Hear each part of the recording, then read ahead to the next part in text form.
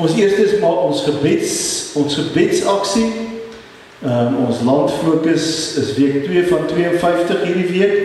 So ons gaan hierdie week kyk ons na bonatuurlike liefde van die Christus, wat aansluit by ook vanmôre se preek. Die landfokus is Afghanistan, waar bekeerlinge uit Islam geweldig druk ervaar en beleef, en baie ook doodgemaak word. Ek dink aan die wêreldgebeure.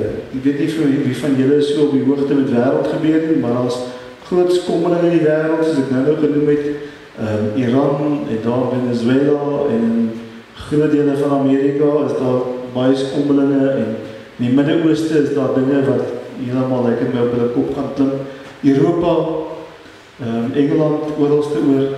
So kom ons dink aan die wêreldgebeure, kom ons dink daaraan en ons bid ook in besonder vir Christene wat in baie dele van die wêreld, soos Nigerië en Sudan en Afrika verdruk word en selfs doodgemaak word vir hulle geloof.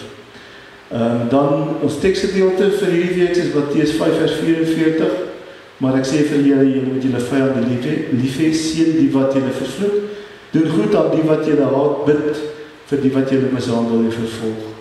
En ons gebedsfokus het ons eintlik maar reeds gesê sien, Afghaanse Christene, maar kom ons bid ook vir die wêreldgebeure en dat die Here net weer mense tot sinne sal bring, dat dan net weer 'n bietjie rustig het. Ek dink altyd terug aan daai videoetjie wat iemand eendag op TikTok gesê het van die dogtertjie wat van die ma gesê, bedaar, man, bedaar. As die wêreld maar net weer 'n bietjie kan bedaar, net weer rustiger kan raak.